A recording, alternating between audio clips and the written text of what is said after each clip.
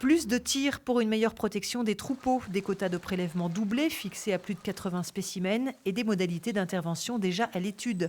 L'annonce a été faite aujourd'hui par le préfet référent du plan loup en visite sur une exploitation du Larzac, un territoire dont la spécificité semble être désormais considérée. Il va y avoir un arrêté du préfet coordonnateur afin de prendre en compte le fait qu'il faut définir une zone dans laquelle le département de l'Aveyron aura une grande part, qui soit une zone, comme nous l'appelons dans notre jargon administratif, difficilement protégeable, qui permettra de mettre en place plusieurs mesures, dont les tirs, sans que les éleveurs soient obligés de mettre en place des protections complètes.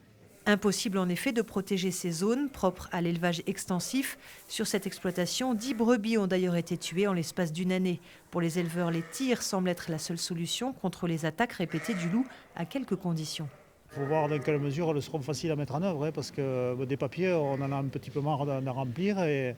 Le problème du loup, c'est que même si on a le droit de le tuer ou de se protéger contre, il faut le voir, quoi.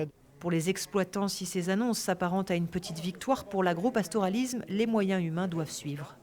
On a quand même le sentiment d'être entendu dans notre secteur, effectivement, sur toute la difficulté à protéger nos troupeaux.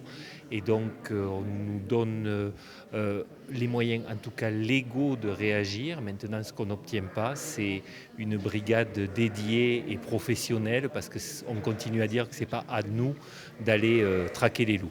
Les mesures devraient entrer en vigueur au plus vite. Ici, l'urgence est là. Dans quelques semaines, les troupeaux quitteront les bergeries pour rejoindre le grand air.